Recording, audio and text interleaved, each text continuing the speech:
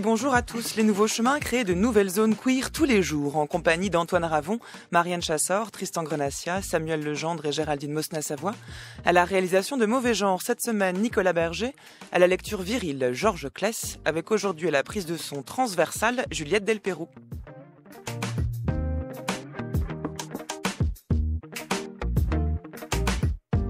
– 10h51, c'est l'heure à laquelle vous retrouverez Géraldine Mosna-Savoie pour ses 2 minutes papillons. Géraldine qui vous donnera envie de lire aujourd'hui les segments et fragments d'Épictète parus aux éditions Manusius.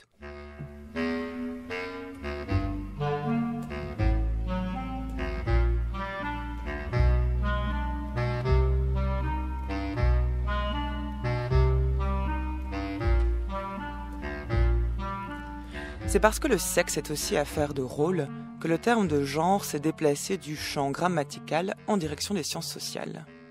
En distinguant le rôle social d'un côté et le sexe de l'autre, Margaret Mead, l'anthropologue américaine qui proposa une étude des sexes dans un monde changeant en 1949, ouvre la voie au concept de rôle de genre, utilisé cette fois par le psychologue John Money, qui donne au terme une conception académique désignant les différences socialement construites entre hommes et femmes.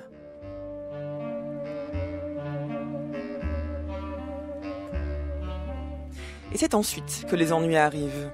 À la dimension constructive du genre vient s'ajouter une dimension identitaire.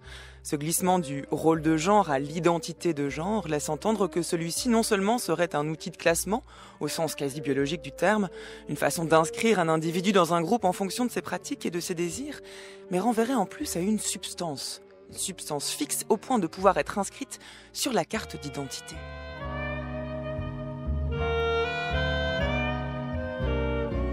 Or, qu'est-ce que le genre ? Quel point commun entre le type de classification qui regroupe des espèces biologiques ou désigne des types d'écriture littéraire et son articulation ou sa désarticulation avec des pratiques sexuelles ? C'est pour interroger ce mélange des genres que demain je recevrai la spécialiste de littérature française Marielle Masset qui viendra se demander comment naissent et meurent les genres littéraires. Mercredi, le chercheur systématicien Guillaume Lecointre viendra se demander quel sens il y a à classer les êtres vivants. Et jeudi, c'est le philosophe Marc Ceruzuelo qui vous rappellera que personne n'est parfait en vous proposant sa lecture et sa vision de certains lame shows de Billy Wilder.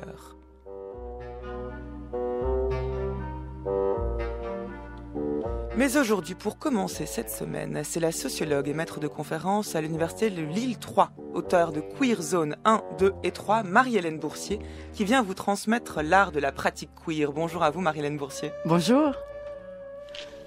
Does Richard have a hat? In the closet. Toddy? Richard, I came by to pick up my things. I thought it was to pay me the money you owed me. I don't owe you a thing. You pathetic old queer. You bastard! Get up! And don't come back!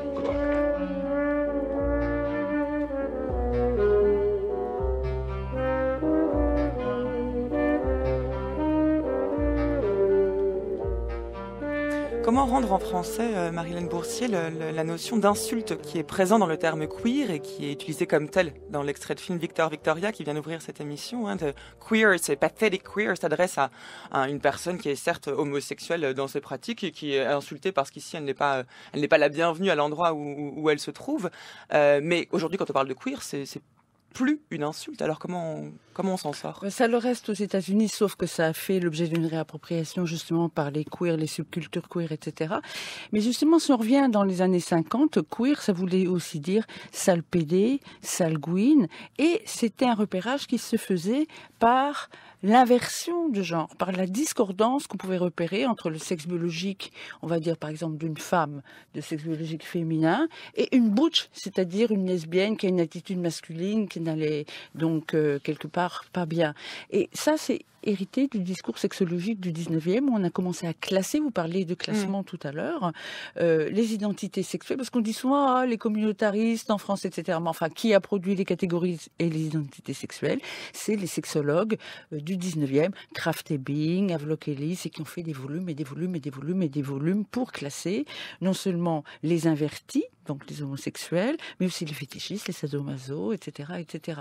Donc, à la base, c'est une injure, c'est intéressant, qui va à la fois sur le genre, et encore une fois, c'est comme ça qu'on va lire quelqu'un et dire qu'il faudrait pas qu'il soit comme il est. Pourquoi? Et c'est là d'ailleurs qu'on peut sauter tout de suite à Butler, hein.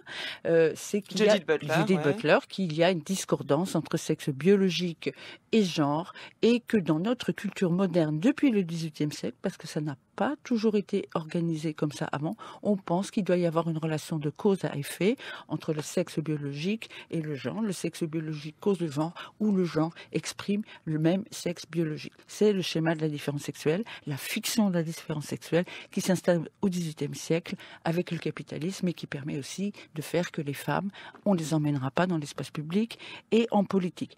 Butler, quand elle écrit Gender Trouble, elle ne sait pas qu'elle fait la théorie Trouble dans le queer. genre en français. Ouais. Oui, comme c'est un peu psychiatrique, j'ai du mal toujours à dire tout de suite la trouble dans le genre. Et un jour, bon, c'est une anecdote, mais comme elle est parue dans Radical Philosophy, qui est une très très bonne revue de philosophie anglaise, un jour donc elle est à table et quelqu'un lui dit ah ben c'est toi qui as fait la théorie queer. Donc imaginez, là aussi c'est intéressant parce que vous me demandez comment traduire queer. Alors moi je vais vous dire, on l'a traduit trou du cul dans les années 90, comme ça on a dit au moins c'est clair. Et après on l'a pas traduit. Vous savez pourquoi? Non, c'est clair, oui. Parce qu'on voulait passer à France Culture. Il fallait bien qu'on raconte des choses et qu'on aille dans les médias et dans l'espace public pour essayer de transmettre. Apparemment, ça n'a pas bien marché puisqu'on pose toujours la question. Bon. Mais trou du cul, c'est vraiment quelque chose d'abject, d'accord? Des gens qui sont encore lus comme abjects, même s'ils ont retourné le stigmate et qui disent ah moi je suis queer, ça veut dire je déploie par exemple. Voilà, c'est une revendication l'expression de genre. Oui, on va dire sociologiquement c'est classique. Oui, c'est une revendication, mais c'est aussi le retournement d'un stigmate, mais c'est aussi la critique de l'organisation d'un système sexe-genre qui finalement est, et vous l'avez dit pour commencer, culturel et non pas naturel. Ce qui veut dire que, et ça vous l'écrivez dans Queer Zones 3, le troisième volume de donc cette très jolie trilogie. Qui est très jolie. Oui. Queer Zones, c'est vrai que les couvertures sont jolies, publiées aux éditions Amsterdam et La Fabrique. Vous dites finalement le sujet queer est forcément un mauvais élève. On a cette notion-là de se situer en marge de certaines normes et de ne pas rentrer dans une étiquette. Et pourtant, le côté queer, c'est aussi le fait de brandir une étiquette. On s'identifie à quelque chose lorsqu'on dit « je suis queer ». Vous parliez de substance tout à l'heure. Ouais. En France, c'est particulier. Les cultures queer se sont affirmées de manière identitaire, post-identitaire, parce qu'on était des post-structuralistes, etc. Pourquoi? Parce qu'en France, on a besoin d'affirmer la politique des identités. Vous avez vu ceux qui le font récemment? Parce qu'avant... l'extrême droite le faisait, ça c'était normal. Sarkozy l'a fait, etc. Mais la gauche, il y a longtemps, qu'elle aurait dû affirmer non pas une politique de l'identité nationale, mais on ne peut pas dire que personne ne joue avec les politiques des identités. En général, tout le monde le fait. Donc si je dis je suis queer, je ne vais pas dire je suis queer parce que ce serait substantialiste, d'accord? C'est pas une essence. Mais moi, et je peux le dire personnellement, c'est pour ça que je peux parler de pratique queer, j'ai vécu plusieurs registres identitaires d'expression de genre et sexuelle qui s'imbriquent, si vous voulez. Donc, on peut aller de lesbienne, ensuite à Gwyn, ensuite à sadomaso, ensuite à trans, etc., etc. Et c'est ça qui fait la richesse des expressions de genre. Pourquoi? Parce qu'il n'y a pas que de sexe et de genre. Il y a une prolifération de genre. Et c'est d'ailleurs la thèse de la première Judith Butler, la plus intéressante, je trouve, à la fin de Troubles dans le genre. Si vous sortez du carcan de la différence sexuelle pour penser le monde en général, mais pour penser votre propre identité sexuelle, parce que tout le monde est d'accord pour parler d'identité, même dans l'entreprise, puis dès qu'il faut parler d'identité sexuelle, c'est communautaire. Non, faut pas exagérer. C'est une identité constructiviste, d'accord? Donc, l'idée, c'est qu'on a N sexe, N genre. Pas pour s'amuser, pas parce qu'on se dessine la moustache pour faire des ateliers de tracking, pas parce qu'il y a, je sais pas quoi, la théorie de la bisexualité psychique de Freud qui fait qu'il y a les deux, soit dans la culotte, soit dans la tête. Non, non. C'est parce qu'il y a une discordance entre sexe dit biologique et genre, et qu'on peut l'exprimer et reconstruire son corps, non pas comme on le veut pour consommer parce qu'on est capitaliste, mais parce qu'il y a une multiplicité d'expressions de genre. Il y a beaucoup d'hommes hétérosexuels, beaucoup de femmes hétérosexuelles qui ne sont pas à l'aise dans leur expression de genre. Avant l'époque moderne, les personnes dites hermaphrodites, ça c'est une création littéraire, ça n'a jamais existé, mais qui avaient des tissus génitaux ou on va dire, des expressions qui correspondaient peut-être pas à une féminité ou une masculinité, etc.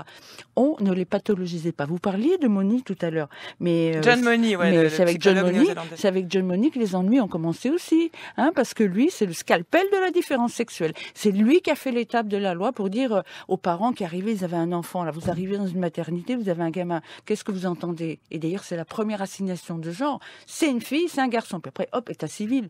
Et alors, si c'est pas une fille, si c'est pas une fille, c'est pas un garçon, qu'est-ce qu'on va dire? Qu'est-ce que les parents vont dire quand ils rentrent à la maison? Donc là, il a dit, ah bah écoutez, on va voir. Et ce sont des critères visuels et esthétiques, les critères de Money, parce qu'il faut voir la science développée par Money.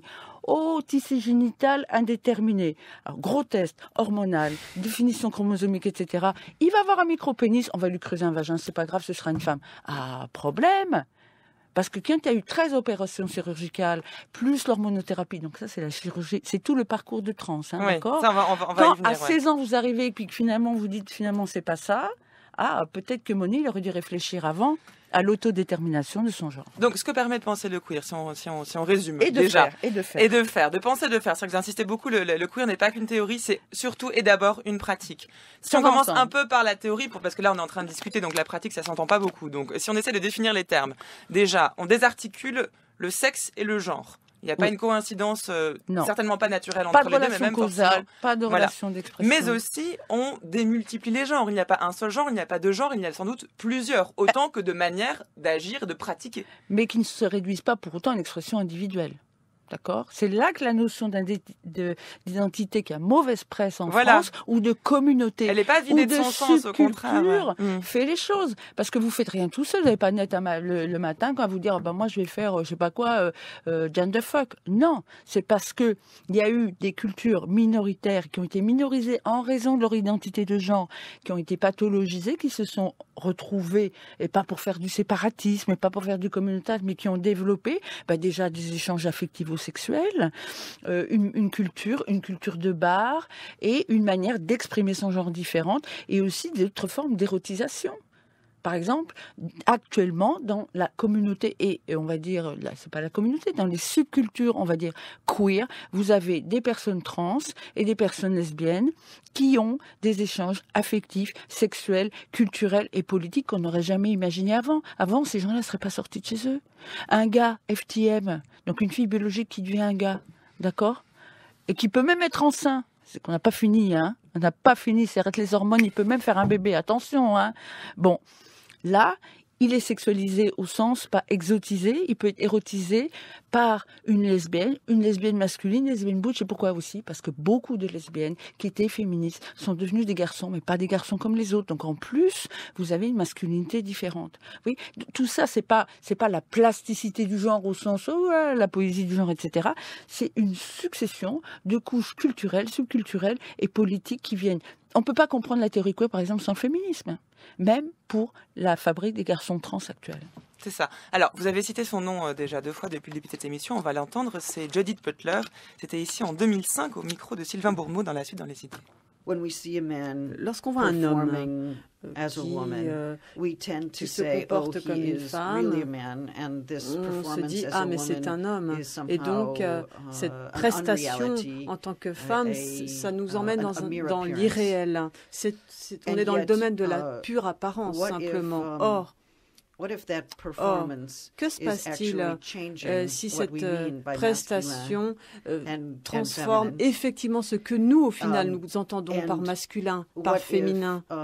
Et pourquoi ne pas envisager aussi que notre vie quotidienne passe par justement une certaine prestation, exécution du genre de notre part? Je ne pense pas simplement à l'habillement, aux vêtements. Il y a toute l'attitude corporelle par rapport aux autres qui est en jeu. Est-ce que le genre en tant que norme n'est pas reconstruit, remodelé complètement par ces différentes présentations, ces différentes prestations ou exécutions publiques que j'évoquais? Si on pense que le genre est historique, si l'on croit également que le genre est quelque chose de fait, de fabriqué, alors il faut se demander comment il est fabriqué, quels sont les rituels au quotidien qui y participent. Quels sont les actes quotidiens qui nous permettent de produire et de reproduire le genre en tant que catégorie historique? Et moi, je suis nettement opposée à ceux qui disent qu'il y a une loi de la différence sexuelle qui serait transculturelle, fondamentale et qui existe au préalable à la création de tout être humain. Moi, je pense que le genre est un terme qui doit nous permettre d'englober également ce que l'on comprend effectivement comme loi naturelle naturel, mais tel que modifiable socialement. France Culture, les nouveaux chemins de la connaissance. Adèle Van Rett. Marie-Hélène Boursier, c'est à Judith Butler que l'on doit la définition du genre comme performance. Elle insiste sur la performativité du genre. Elle a bien raison. Et on l'entend là, la façon dont elle en parle, c'est que ce qu'on comprend, et ça on l'avait peut-être déjà compris en vous écoutant juste avant, c'est que l'insistance est mise sur la dimension vraiment politique du genre. C'est-à-dire que c'est un certain rapport au corps qui vient sans doute d'une lecture de Foucault qui fait que le corps, c'est l'effet d'un rapport de pouvoir. Et que le genre est une manière de se positionner dans ces rapports de pouvoir en revendiquant un certain rapport à ce corps. J'aimerais bien qu'elle soit aussi biopolitique, et là je ne l'ai pas entendue comme Foucaldienne. C'est vrai que l'apport de Butler, c'est cette définition du genre comme performance et ensuite comme performativité. Là, je l'entends, c'est peut-être l'effet de l'extrait aussi, de la traduction, du fait d'être dans une émission de radio en France, parce que ça correspond quand même pas à tout ce qu'il y a donc dans trouble dans le genre. Je l'entends comme une bourdieusante un peu là. Elle reproduire tous les jours la quotidienneté, les gestes de genre. Le problème de Butler, c'est qu'elle est hyper constructiviste. Le problème de Butler, c'est qu'elle a loupé le corps. Alors, c'est-à-dire qu'elle est trop théorique ? Non, on peut théoriser le corps. D'ailleurs, Foucault le fait très bien, mais il a loupé le genre. On peut les mettre ensemble peut-être. Peut-être qu'on aurait un peu... C'est-à-dire que Foucault ne pense pas, par exemple, la différence entre le masculin et le féminin. Il s'en fout des femmes, il s'en fout du féminisme, il s'en fout du genre. Il a fait tout ça sans ça, d'accord. Mais il a bien montré comment le micro-pouvoir s'exercer sur le vivant, sur le biopolitique. On en a des preuves tous les jours, même avec la nouvelle application du iPhone, là, je sais pas quoi, quand je mange une banane, ça me calcule ma banane, combien de bananes j'ai mangé par jour. Vous avez vu la nouvelle version du iPhone ? Mais c'est quoi le rapport avec le masculin et le féminin ? Non, c'est rapport avec la pression biopolitique sur notre corps et que nous-mêmes, nous produisons nos données. Nous sommes biomédiatiques et on envoie tout ça à Facebook. Bon, c'est un détour, pas mais donc... Le problème avec Butler. Le problème Butler, le genre comme performance et comme performativité, fine. Première remarque, elle a quand même pris l'exemple de la drag queen. Elle n'a pas pris l'exemple du drag king, etc. Donc déjà, là, pourquoi elle a pris un exemple, on va dire, féminin et non pas masculin ? Ça aurait été beaucoup plus fort de dire, voilà, il y a la construction de la masculinité. Parce qu'on a l'habitude de parler de la construction de la féminité, parce que si vous voulez dans une soirée être sexy, je ne parle pas de faire votre jogging le matin, le dimanche, ça va prendre un certain temps. La fabrication de la féminité, le maquillage, les habits, etc., etc. On oublie que la masculinité est tout aussi construite. Même s'il y a eu des métrosexuels, etc. Mais elle est plus naturelle. Donc là, je pense que Butler, elle aurait pu avoir un angle beaucoup plus intéressant. Mais à mon avis, là, dans ce qu'elle dit encore une fois, je trouve ça appauvrissant, cette idée de dire, oui, tous les jours, on construit, on répète des pratiques de genre, des rituels de genre. Donc, voilà, c'est comme ça qu'on se confirme comme un homme ou comme... Elle dit pas homme-femme, elle dit masculin-féminin. Et elle a bien raison. Mais c'est insuffisant. Parce qu'elle dit, oui, bien sûr, le corps compte aussi, mais quand elle écrit Bodies That Matter, elle n'arrive pas à prendre le corps en compte. Et pourquoi je viens là-dessus ? C'est parce que la deuxième Butler, où là, il y a les trans. Les trans, vous pouvez toujours expliquer... Alors attendez, précisez les choses. Les auditeurs n'ont pas forcément en tête la bibliographie de Judith Butler. C'est quoi la deuxième Butler ? Pour moi, la deuxième Butler, c'est défaire le genre. Bon, il se trouve en plus, ça c'est important de le préciser parce qu'en France, on est très très lent à traduire et on le fait exprès. Donc on a traduit en 2005, si ma mémoire est bonne, Trouble dans le genre à la découverte. Et 2 ans après, aux éditions Amsterdam, on traduit Défaire le genre. Défaire le genre, pour moi, défait Trouble dans le genre. D'abord parce que Butler n'est plus dans une hypothèse de prolifération des genres. Elle est là, elle dit il y a des normes, on dirait Bourdieu, il y a l'habitus, oh là là, les normes de genre nous pèsent, etc. Oh, on souffre. Alors que dans Trouble dans le genre, elle dit on fait proliférer les genres, on nique les genres, puisqu'il n'y a pas de lien naturel entre sexe et genre. C'est pas on fait ce qu'on veut, mais vous n'allez pas mourir si vous le faites. Et ça existe les autres expressions de genre. Dans Défaire le genre, elle parle d'ailleurs de Money, et elle a une conception, pas dans Défaire le genre directement, mais aussi dans un autre article qui est paru, parce qu'elle adore aller chez les psychanalystes lacaniens quand elle vient en France. Ça, c'est le problème. C'est un peu je vais pas dire la névrose, parce que ce serait très méchant, mais c'est un peu le fétiche aussi. Le fétiche, c'est plus gentil. C'est le fétiche des théoriciens queer américains, Alpérine compris. Dès qu'ils viennent en France, ils vont voir les lacaniens.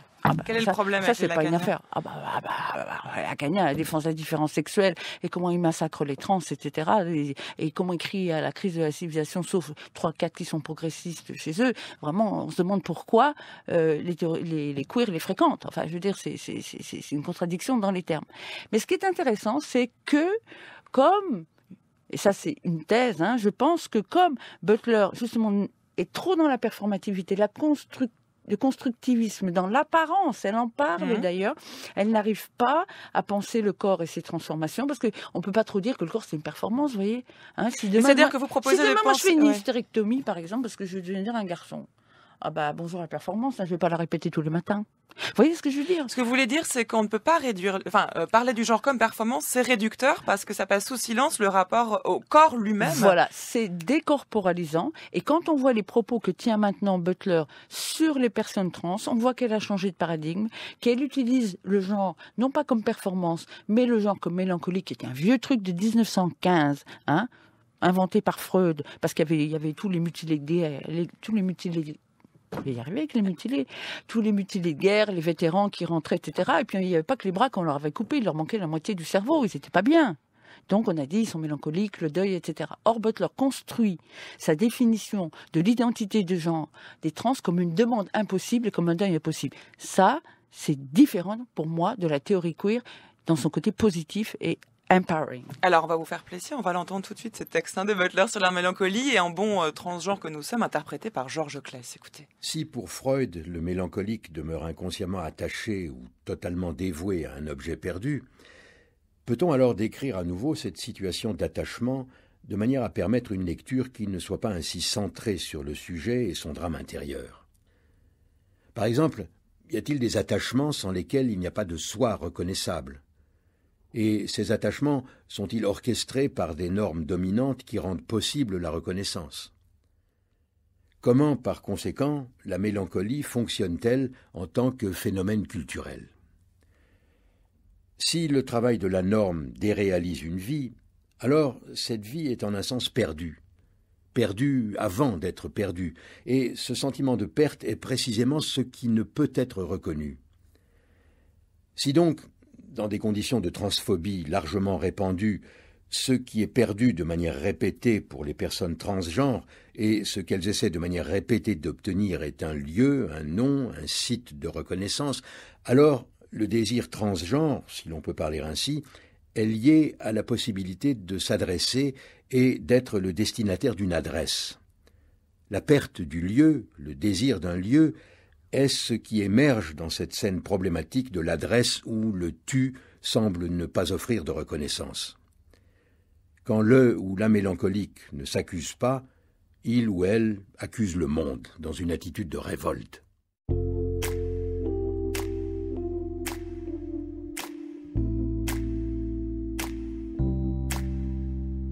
Cheveux en arrière,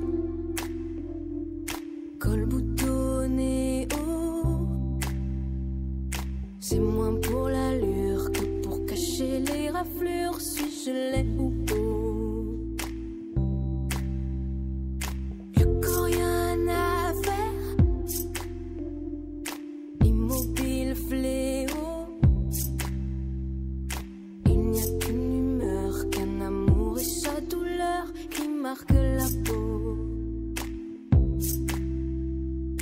Depuis longtemps, j'ai porté le doute devant mon collier. C'est passé, c'est passé, c'est passé, toutes les ladies. Laissez passer les Half Ladies, c'est Christine and the Queens. Vous écoutez France Culture, les nouveaux chemins de la connaissance. Il est 10h25. C'est le premier temps de notre série d'émissions consacrée au genre. Et pour l'occasion, c'est de queer que nous parlons aujourd'hui, en compagnie, en présence de la sociologue Marie-Hélène Boursier, à qui l'on doit Queer Zones 1, 2 et 3 aux éditions Amsterdam. Et puis, plus récemment, Comprendre le féminisme, un livre coécrit avec Alice Molinier aux éditions Max Milo.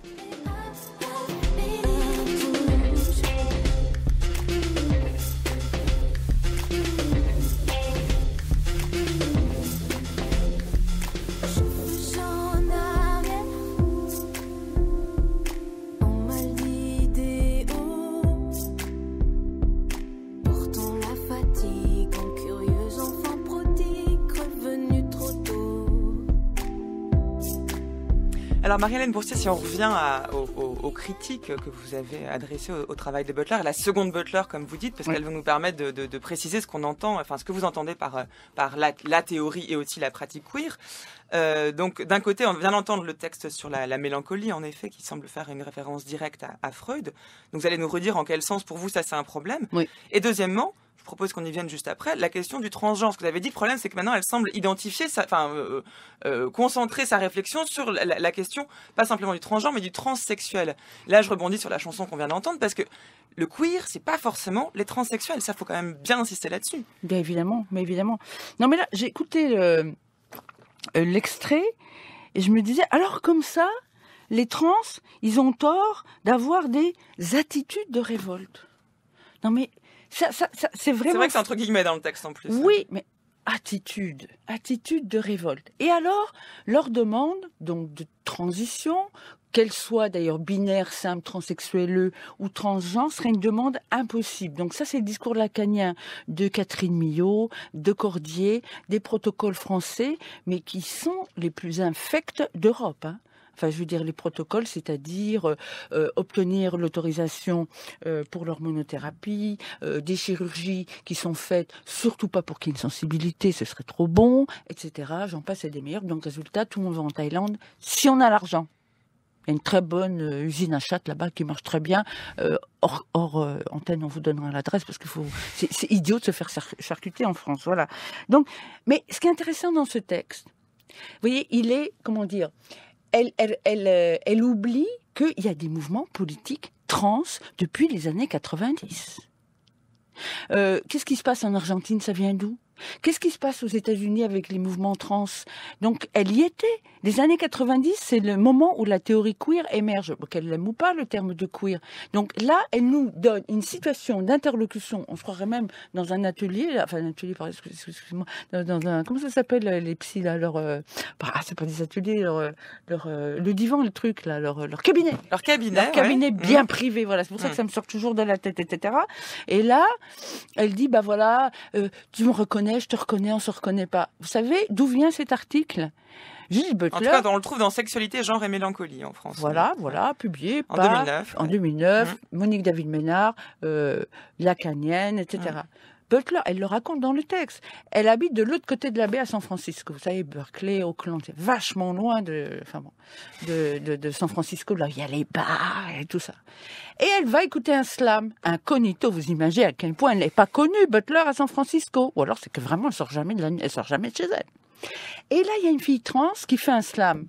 Et qui, dans son slam, dit « Fuck you, Judith Butler. Fuck you, Judith Butler. » Butler est pas bien. Butler va la voir, elle se réconcilie et puis elle invente cette histoire. Je suis désolée, moi j'en ai rien à foutre de cette petite histoire, de cette scénette, vous voyez, qui reprivatise, on va dire, la difficulté que Butler a à théoriser le genre des personnes transgenres ou transsexuelles, alors que là, on voit pas parce qu'on est à la radio, mais il y a des gens comme Susan Stryker, qui est prof transgenre à Arizona State University. Là, j'ai dans les mains un bouquin qui fait 500 pages. C'est le volume 1 des Transgender Studies. Il est sorti il y a 4 ans. Alors, voilà, mais on y vient. Transgenre, c'est pas la même chose que transsexuel. Non, parce que d'abord, transsexuel, c'est comme homosexuel. C'est une identité produite, encore une fois, par les sexologues du 19e et qui est pathologisante. Et qui réduit d'ailleurs, regardez aujourd'hui en France, il y a encore des gays et des lesbiennes qui disent « Ah mais il n'y a pas de culture gay, il n'y a pas de culture lesbienne » parce qu'ils croient qu'ils sont homosexuels et qu'on parle que de leur sexualité et que de ce qu'ils ont dans la culotte. Vous voyez, l'homosexualité, c'est une manière de réduire justement à la sexualité une identité ou une culture. Et depuis le 19e siècle, les cultures justement gays, lesbiennes, il y a eu plein d'autres mots. Dès qu'il y a eu des cultures urbaines, industrielles, à Londres, dès que les gens efféminés, les garçons efféminés ou les filles masculinisées, les mollies et les Tommies, au XVIIIe siècle, sortaient dans les bars à Londres parce que c'est pas nouveau.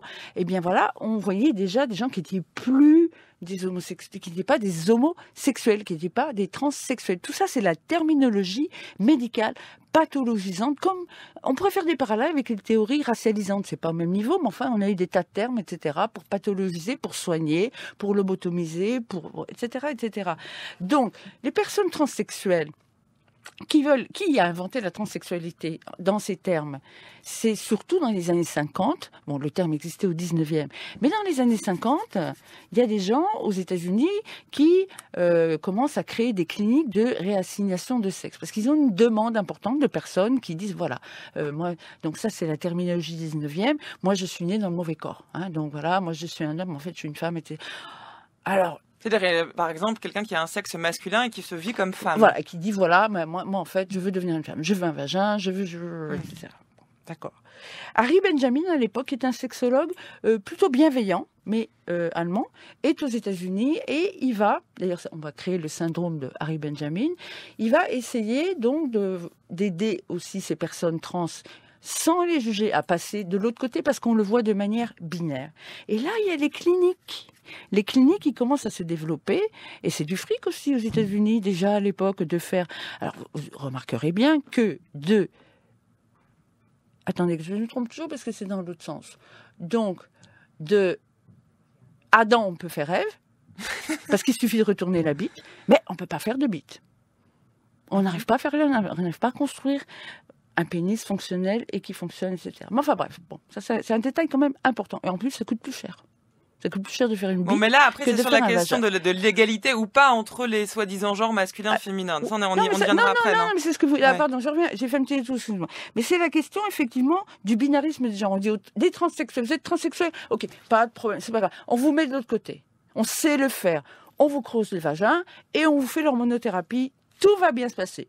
La sexualité, laissez tomber. Les enfants, laissez tomber, etc. Vous n'avez pas de droit, c'est pas grave. Ça, c'est les années 50, 60, jusqu'à récemment. Mais on reste dans un régime binaire. C'est-à-dire homme, femme. Homme, femme. Et ça renforce le schéma de la différence sexuelle dont on parlait tout à l'heure, qui est en pleine réification, surtout avec les cinglés du gender en France. Là. Parce que bon, il y en a au Brésil, mais nous, il y a un paquet là, chez les cathos. Enfin, tous ceux qui étaient contre le mariage pour tous, etc.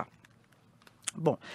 Et ça, finalement, c'est une régulation, si vous voulez, de la différence sexuelle. On dit, OK, il n'y a que de sexe, il n'y a que de genre, on vous la refait. Mais n'allez pas dans l'autre sens. Et d'ailleurs, après, on surveille leur orientation sexuelle. Vous êtes un garçon biologique qui devient une femme. Vous n'allez quand même pas devenir lesbienne. Il ne manquera plus que ça. Parce qu'ils confondent orientation sexuelle, sexe biologique et identité de genre. Transsexuel, tout ça, c'est transsexuel. Dans les années 90, vous avez beaucoup... Et je pense que c'est sous l'influence aussi des garçons, des lesbiennes ou des femmes biologiques qui deviennent des garçons, qui disent non, nous on va pas de l'autre côté. On va, par exemple, féminin vers unknown. Oui, on veut développer une masculinité à partir, on va dire, d'un corps ou d'un sexe dit biologique féminin, mais c'est pas ça. On ne veut pas devenir un macho. Donc il y a une dissociation encore plus forte entre le genre et le corps dans ce cas-là. Exactement. Ouais. Et on s'identifie comme transgenre. Et ça devient un terme ombrelle, d'ailleurs, qui a pu être discuté. Parce qu'il y a des trans qui disent, nous, on a plus de besoins, on est les vrais trans. Vous êtes les queers, vous vous amusez. Vous êtes les transgenres, etc. Qu'importe. Tout ça, ça veut dire que là, on est dans une définition très étendue, justement, du genre avec des S. Il faut toujours mettre des S à genre et des S à sexe. Et finalement, ça correspond à l'évolution de la loi en Argentine, par exemple, avec l'autodétermination de son genre.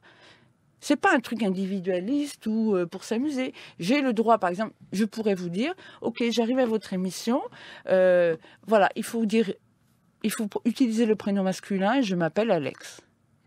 Ok, eh ben c'est consensuel, on le fait. C'est une forme de négociation consensuelle, de genre consensuel, la consensualité dans le genre. Franchement, on va pas mourir en sortant de la maison de la radio. Non, mais la question de savoir pourquoi est-ce qu'on garde le terme de genre, s'il y a plusieurs genres, est-ce que d'un côté, le genre, ça renvoie à masculin, féminin, alors après on parle de troisième genre ou d'autres genres. Ça, c'est une excellente question. Parce qu'on dit toujours au-delà. Oui, c'est ça. Pourquoi garder le terme, en fait? Parce qu'on n'en sortira pas si vite. Mais à quoi il renvoie, du coup, s'il y en a tellement, cette multiplicité de genres, qu'est-ce que ça veut dire, au fond? C'est intéressant, parce qu'il y a tellement d'expressions de masculinité et de féminité, en plus qui s'entrecroisent, etc., mais culturellement et politiquement et aussi sexuellement, que je vois vraiment pas pourquoi on en sortirait, mais ça veut pas dire qu'on reste dans un cadre binaire. Et puis, l'autre scénario, qui serait celui de l'abolition des genres. Vous voyez, par exemple, les féministes matérialistes, Monique Wittig, par exemple, qui a été utilisée dans la théorie queer, beaucoup, abolition des genres. Vous savez, là, en France, on aime la guillotine. Il y a un problème, clac, on va couper. Ah ben, vous allez faire comment pour abolir les gens, vous, demain ? Non, mais pour moi, une chose est de ne pas vouloir les abolir et de vouloir les maintenir. J'ai bien compris que c'est votre position, mais une autre est de savoir du coup comment on peut les redéfinir. Parce que vous dites on sort de la binarité des genres. C'est les faire proliférer. En même temps, vous parlez aussi de masculin-féminin. Ah, c'est pas la même chose que de parler que d'hommes et de femmes. Non, certes, mais ça reste masculin-féminin. J'en compte deux. Bah, si vous voyez la tête, il y a un jeu entre le masculin et le féminin. Si vous voyez la tête qu'ils ont, les masculins et les féminins. Ça, c'est une autre question. Ah, bah non, parce que vraiment, ils changent beaucoup. Ça, c'est le décalage entre ce genre-là et l'apparence physique, par exemple. Ça, c'est une autre question. Vous voyez, vous parlez de multiplicité des genres, mais en fait, c'est une multiplicité d'appropriation d'un genre. Non, parce qu'il y a une rétroaction. Féminin. Par exemple, vous pouvez développer un genre différent et vous pouvez aussi, par exemple, les garçons FTM, les transsexuels hommes ou les transgenres hommes, ils ont un corps ou des parties génitales dites masculines qui sont complètement différentes. Ils ont réinventé la bite. Enfin, voilà. Par exemple, ils s'identifient comme men with a vagina. Donc vous voyez, ça redistribue absolument tout. Mais je suis d'accord avec vous que la limite peut-être de ce que je vous dis, c'est que je propose un scénario de prolifération des genres et non pas de sortie du genre, enfin du masculin et du féminin. C'est pas le fait que les genres prolifèrent, c'est qu'on n'arrive plus à les définir au bout d'un moment. Et c'est peut-être ce que vous dites d'ailleurs, c'est que ça peut être une définition, c'est une pratique. La pression définitionnelle, elle est là tout le temps. Vous pouvez dire je m'en fous. Moi je peux dire je m'en fous. Mais la pression définitionnelle, elle est là sans arrêt. Quand vous êtes dans la rue, quand vous êtes dans le métro, c'est un homme, c'est une femme. Moi chaque fois que je vais dans les toilettes, je me fais virer des toilettes quand même. Et qu'est-ce que je dois faire alors ? Il faut que j'ouvre mon pantalon. Pourquoi ? Parce que par rapport à une apparence physique, c'est parce que je suis lue comme un garçon. Ou comme un tomboy. Ou comme un garçon immature. Ce qui me va très bien par ailleurs. Personnellement, le Beretta 92F, avec une poignée pêche-mer, je ne vous le fais pas dire, complètement stainless, c'est moi, personnellement, c'est une de mes armes préférées, c'est une arme très masculine et j'aime beaucoup. Alors n'oubliez pas quand vous introduisez votre chargeur de bien le pousser très loin. Vous tirez à nouveau, déverrouillage latéral et voilà. D'accord. Par contre, si je peux me permettre, peut-être que si votre mari... Et si sa femme est amatrice de tir au connard, lâche ça.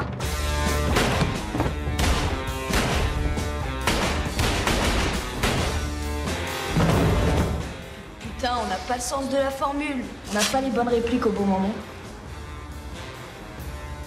On a eu les bons gestes. C'est déjà un début. Puis en plus, je nous ai trouvé pas si mal. Ouais. Non, quand même, ces gens, ils meurent. Il faut que les dialogues soient à la hauteur. Plein dans le crucial, bordel. On va quand même pas préparer des trucs à l'avance. Bien sûr que non. Ce serait contraire à toute éthique.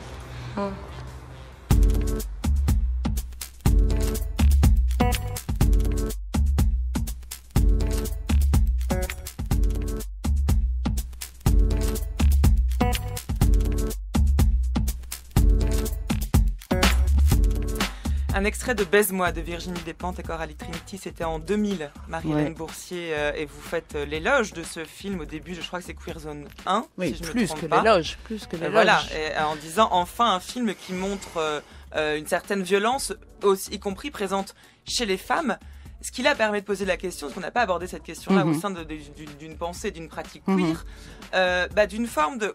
Comment vous situez-vous par rapport à la revendication d'un genre en particulier, la question de l'égalité, parce que finalement dans votre pensée du queer, vous êtes dans l'alternative entre l'intégration, l'assimilation, justement, et si, il y a quand même cette revendication d'être un peu hors norme, d'être un peu à côté. Or là, c'est à partir du moment où on affirme d'être, disons, là, ces deux femmes qui vont revendiquer leur identité et s'interroger sur la façon de construire leur propre genre. Est-ce que c'est une revendication d'assimilation ou une revendication toujours d'exclusion, mais qui vient renforcer leur identité? Vous voyez ce que je veux dire? Oui, non, alors vraiment, là, j'aimerais bien clarifier, c'est-à-dire que... moi, j'ai pas besoin de dire que je suis anti-normes ou contre les normes, etc. C'est un discours français surplombant qui nous dit les normes nous pèsent, blablabla. Nous, c'est pas on les subit comme tout le monde, mais on fait autre chose avec. On n'est plus dans des logiques de résistance, etc. J'ai pas besoin non plus de dire la théorie queer c'est subversif, je suis cool, moi je baisse différemment, tu vois, Non, on n'a pas besoin. Pourquoi ? Parce que c'est un mouvement politique, parce que c'est des subcultures qui sont sans cesse comme ça en recomposition. C'est pour ça aussi que je trouve très dommageable vraiment qu'en France on n'ait pas réaffirmé que la théorie du genre et les genres dont on vient de parler, toutes ces expressions de genre existent et que c'est les gays, les lesbiennes, les premiers, parce qu'ils étaient dans un agenda, je sais pas comment, par rapport aux imbéciles de socialistes, la manière dont ils ont amené le truc sur le mariage, et les féministes aussi, parce qu'elles estiment que elles n'ont jamais été très courageuses à l'université, elles ont mis du temps à y rentrer, mais quand il faut parler de la théorie du genre, elles aussi, elles disent « Ah non, ça n'existe pas, c'est les cathos qui en parlent, etc. » Non, la théorie du genre, ça existe, on l'a dit, on n'en a pas arrêté d'en parler, c'est Butler, c'est des Loretti, c'est des gens comme ça, et c'est comme ça que on fait exister les choses. Donc, tout ça pour dire que il n'y a pas à être assimilationniste. Regardez, je vais vous donner un exemple très concret. Les gays et les lesbiennes qui veulent se marier, bon, déjà, erreur majeure, on pourrait l'expliquer de manière marxiste, féministe, anticapitaliste, etc. Ils veulent s'intégrer. Comment ils ont défini leur mariage ? Entre personnes du même sexe. Vous voyez ? Tout ce qu'on vient de dire, ça là, ça n'a plus rien à voir avec le genre. Là, c'est le mariage comme loi, justement, qui pose problème. Alors, comment ils se marient, les lesbiennes et les gays ? 2 femmes ensemble, 2 hommes ensemble. Génial, la différence sexuelle, comme elle est réaffirmée, etc. Ah ben là, ils s'intègrent. Hein. Parce que tout ce qui est, par exemple, discordance de genre, la tapette, moi je peux dire la tapette, la butch, la Gwyn Butch qui m'excite sexuellement ou pas, toutes ces cultures de genre, les personnes transgenres, les travestis au sens brésilien, etc. Ça dégage, puisque là, c'est entre personnes du même sexe. Et ils perdent, quand ils se marient, quand ils s'assimilent, justement, cette culture, si vous voulez, des genres que nous, on a développé d'abord parce qu'on a été stigmatisés, ensuite on a fait une ressource, une recherche, un retournement des stigmates, comme vous l'avez dit tout à l'heure au début pour commencer l'émission. Donc, non à l'assimilation, non à l'intégration, ça marche pas, ça sert à rien, c'est appauvrissant. Voilà, mais là, vous sortez d'une réflexion, même d'une pratique qui serait liée au genre. C'est complètement politique, là, ce que vous dites, c'est social. C'est un positionnement social. Finalement, le queer, j'ai l'impression que c'est davantage ça. Mais il y a un agenda queer, c'est pas de ma faute s'il est jamais visibilisé en France. Non, mais c'est pour ça que je vous pose des questions là-dessus. Les féministes réformistes, elles font la même chose. Qu'est-ce qu'elles disent ? Parité, parité, parité. Elles sont incapables de penser une parité culturelle. Je vous parle même pas de la parité intersectionnelle avec les questions de racialisation, etc., etc. Mais on va y aller combien de temps avec la parité qui marche pas.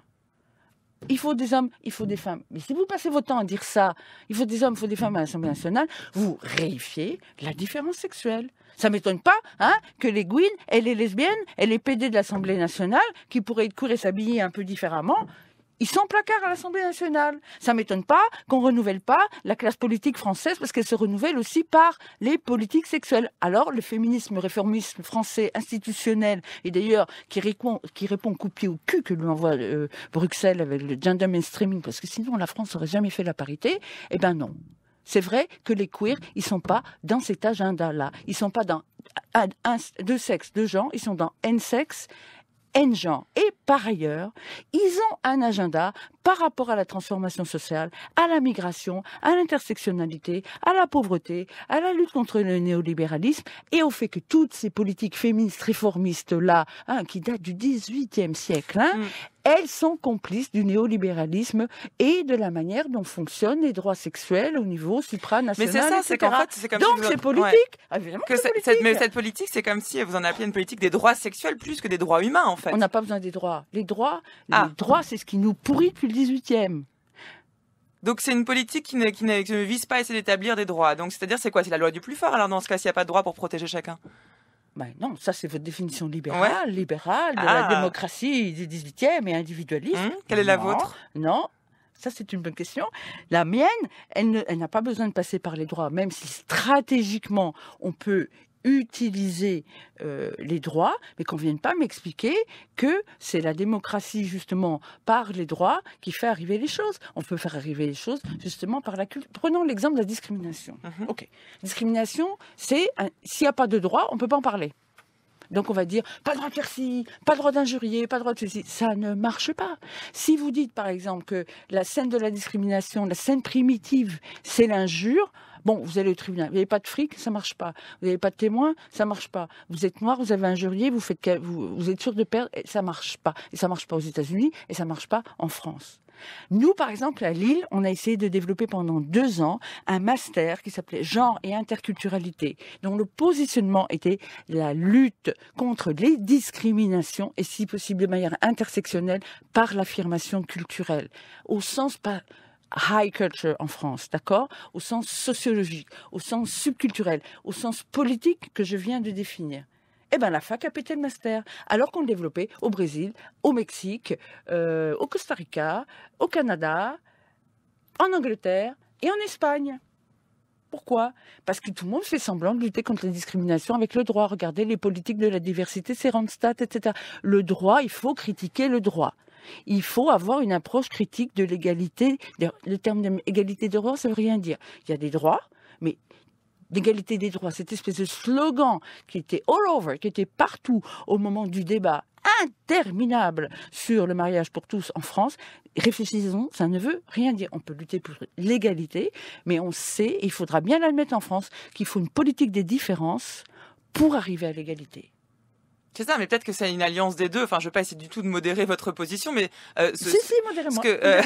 Non, c'est pas mon but. Non, parce que je suis pas anti-démocratique. Oui, non, mais ça, c'est bien, c'est ce que j'ai. Voilà, c'est à quoi je voulais en venir, c'est-à-dire que le but n'est pas forcément de tout détruire ce qu'il y a en place pour proposer quelque chose qui serait alternatif et qui fonctionnerait mieux, parce que finalement, ce que vous dites ne permet sans doute pas, je sais pas, de penser à échelle nationale. Pour une communauté, ça peut convenir. Est-ce qu'on pourquoi ça marcherait pas l'échelle nationale ? Est-ce qu'on peut penser à un pays sans droit ? Pour vous, c'est viable ? Non, j'ai pas dit qu'il fallait pas de droit. Ah si. Non, alors je me suis mal expliquée. Ou alors je vous ai mal entendu. Non, c'est moi. J'ai mal formulé. J'ai dit que la politique des droits, en plus on s'aveugle dessus, on n'utilise que ça, n'est pas le meilleur instrument et n'est pas le seul. Et ça se voit avec l'égalité homme-femme, parce que si ça marchait, ça se saurait. D'accord ? Ça se voit avec l'égalité aussi, les personnes racisées en France et qui n'ont pas de job. Ça ne marche pas. Alors, ça, c'est un premier volet politique. Et la politique de l'intégration et de l'assimilation républicaine ne marche pas non plus. C'est elle qui génère le racisme. C'est elle qui génère l'exclusion. Mais finalement, du coup, même le terme de queer, on pourrait y voir une certaine position par rapport à la société, ou une façon de s'impliquer dans un débat politique. J'imagine que le terme ne vous plaît pas trop. Mais si, mais indépendant. Mais on nous invite jamais. Oui, mais pardon, je finis juste ma question. Mais indépendant de toute question sexuelle, finalement, et de toute question du genre. À moins qu'on pense. C'est ça que je vois pas le lien finalement avec ça. Ah bah non, à moins qu'on pense que le sexuel est partout, mais au sens très élargi, ou qu'on pas vient au de sens définir. psychanalytique du terme. Même avec Valérie Trierweiler, ça marche. Même avec elle, parce qu'elle fait bouger la frontière privée-publique. On pense ce qu'on veut de son bouquin. Moi, je l'ai lu. Je l'ai défendu dans un papier par ailleurs. Pourquoi ? Parce que privé-public, elle, privé, c'était à coup de somnifère quand même. C'est un peu la salpêtrière au 19e. Tira pas à tulle, somnifère. Sauf que là, elle va en Angleterre. Il n'a pas réussi à lui filer les somnifères. Mais oui, mais privé, public, cette distinction, elle apparaît au 18e. Elle est régulatrice. On dit, elle bouge, c'est pas possible, les réseaux sociaux sont méchants, etc. Ils disent que des saletés. Les réseaux sociaux, il y a tout aussi les mouvements subculturels, alternatifs. Là, on parle de sexualité au sens général, ça pourrait être les mouvements environnementalistes, etc. C'est ça, etc. voilà. Donc, privé, public, c'est pour eux. Privé, public, c'est politique. Le privé et politique, qui l'a dit ? Les féministes. Valérie Trierweiler, reine du queer, ce sera le mot de la fin. J'irai pas jusque-là. How do you do? I see you've met my faithful hand in hand. He's just a little brought down because when you knocked. Vous n'iriez pas jusque-là, Marilène Boursier ? À moins qu'elle veuille devenir le king du queer, mais je crois qu'elle n'en est pas encore là. Don't judge a book by its cover.